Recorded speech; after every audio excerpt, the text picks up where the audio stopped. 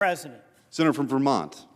I want to speak about the reckless tariffs that the Trump administration, Donald Trump, is inflicting on the American consumer, the American worker, the American business, especially with respect to Canada. Canada is Vermont's largest trading partner. We're not alone. 34 states count Canada as its largest trading partner. We regard Canada as an independent friend, not as a prospective 51st state. And the reason we have that view towards Canada is because of the incredibly constructive and positive relationships we've had with that wonderful country for years. But with respect to these tariffs, last year trade with Canada accounted for 35% of Vermont exports and 67% of our imports and 56% of our total trade. 1 in 4 businesses in Vermont relies on trade with Canada. And Vermont's economy is almost entirely made up of small businesses. They operate on the tightest of margins. 99% of Vermont's businesses, 76,878, are considered small. They support 60% of Vermont employees. It's 156,000. And these businesses cannot afford to absorb a 25% hike on imports from our largest trading partner. Take maple syrup, for example. Vermont produces 51% of the maple syrup consumed in the U.S. And by the way, these are like small farmers or small landowners. For farmers, it supplements their income in a very difficult margin business when they're having a dairy operation as well. But Vermont's maple syrup industry expects millions of dollars in losses if the tariffs go through. And that may surprise some, but Vermont imports close to $480 million in maple products, primarily maple syrup, from Canada. And we reprocess it and sell it. The 4 largest maple syrup equipment manufacturers are located in Canada. Tariffs will make it far more expensive for our Vermont sugar producers, maple sugar producers, to buy that equipment. This is an industry that has grown almost 500% in production over the past 20 years, and we're about to let all of that growth go down the drain with these reckless tariffs. Vermont maple syrup producers are also concerned that the loss in market share will result in people turning to other products instead of Vermont's liquid gold, with customers possibly turning to far inferior but more affordable products like corn syrup or agave if the price of syrup is too high. These tariffs will also smash our farmers.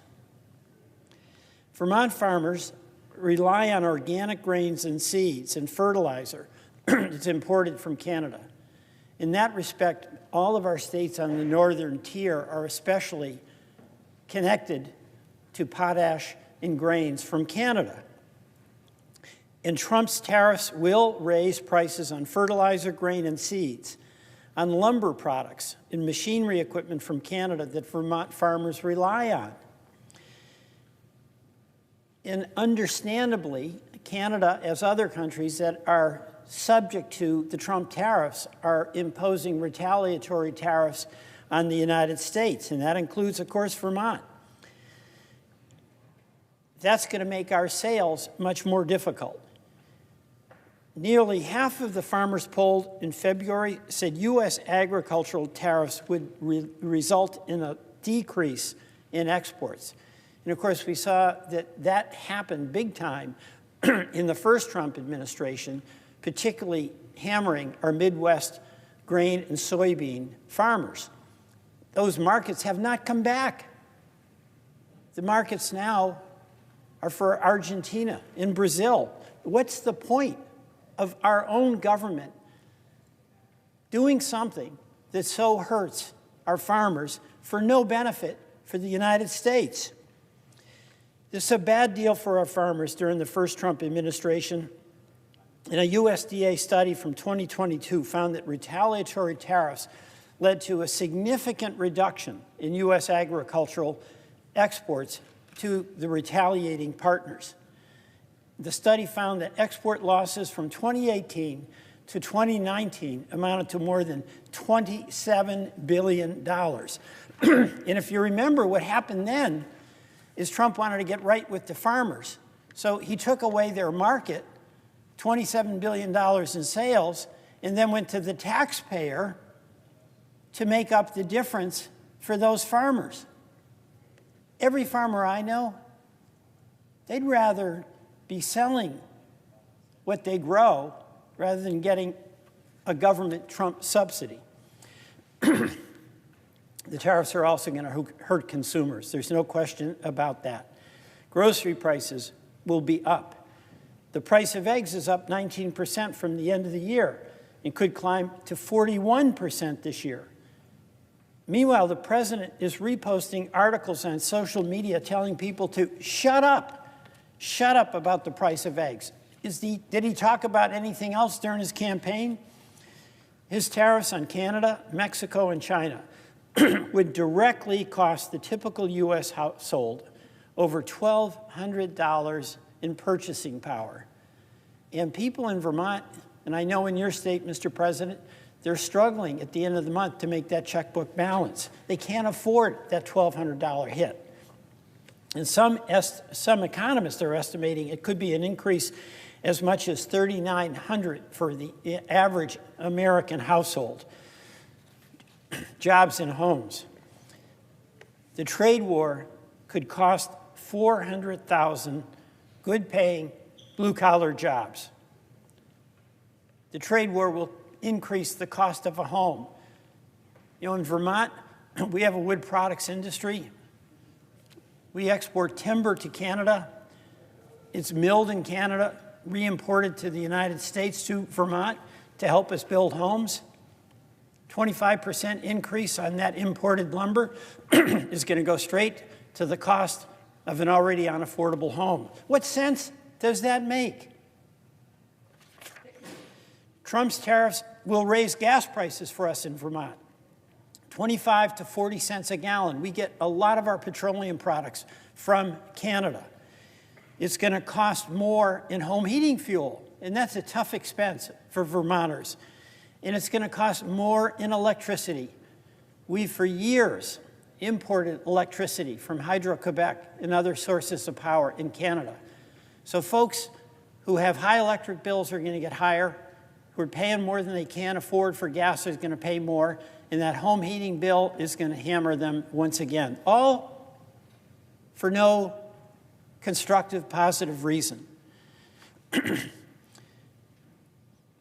know, there's another aspect to this. It's not just the tariffs and our argument about the policy and the bizarre assertion that the Trump administration is making that these tariffs will make us rich.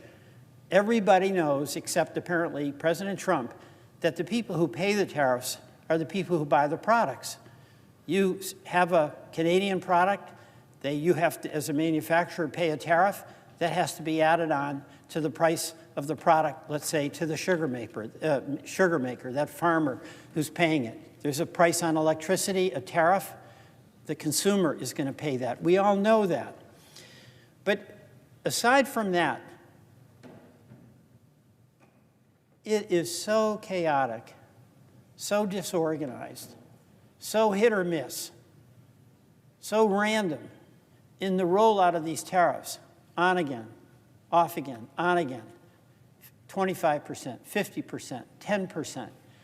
It's like the president wakes up and throws something in a dartboard, and that's the new policy for the day. You cannot have an orderly expectation for your business.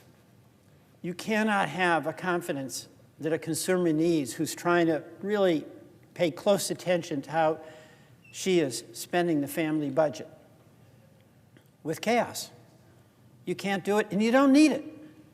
So why in the world is the president doing it? He seems to think chaos is a good policy.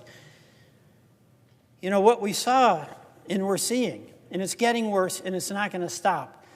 The stock market had its worst week in 6 months. You know, what has Donald Trump said? The stock markets are literally crashing. There was no reason for this, all self-inflicted. He said that in 2022. He's right today. It is all self-inflicted. The last 72 hours, we've seen that wild ride. And Trump is ready to send the United States into a recession in order to implement his disastrous economic agenda. In that boastful confidence that he always asserts, everything's going to work out, it'll be beautiful. He's saying a recession, yeah, who knows? We may have to pay that as a price. Well, you know what? We don't have to pay that as a price for foolish policies that only hurt us and hurt our allies. Nearly half of all U.S. imports, more than $1.3 trillion, come from Canada, China, and Mexico. And it's estimated that Trump's tariffs could reduce overall U.S. imports by 15%, as well as increasing prices. And Trump's last attempt at a trade war was passed on entirely to U.S. importers and consumers, leading to a loss of 245,000 U.S. jobs and higher consumer prices. And I note, Mr. President, that the unemployment rate ticked up last week. Trump's stated goal is using tariffs to achieve unrelated goals of curbing fentanyl. We all want to do that. And illegal immigration. We all want a secure border. But the southern border has about 1,000 times the amount of fentanyl that comes through the minuscule amount on the northern border.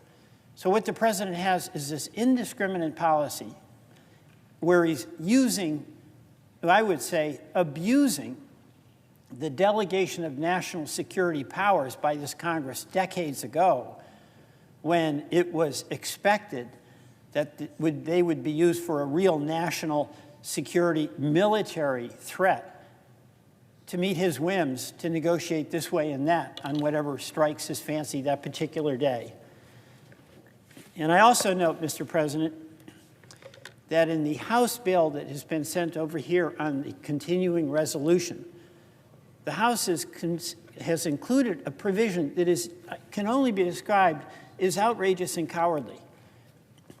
It said the House stripped itself of the authority to vote on these tariffs that have been invoked by Trump's emergency authority.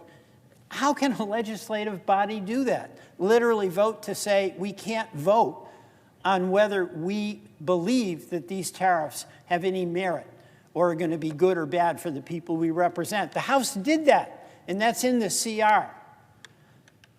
Mr. President, we've got a long history with tariffs.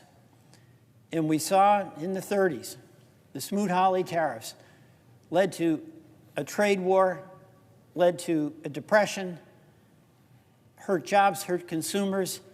It's really, really stupid.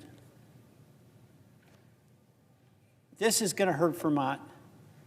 I call on all of us to speak out against these tariffs that are going to hurt us in every state of this United States of America. Mr. President, I yield back.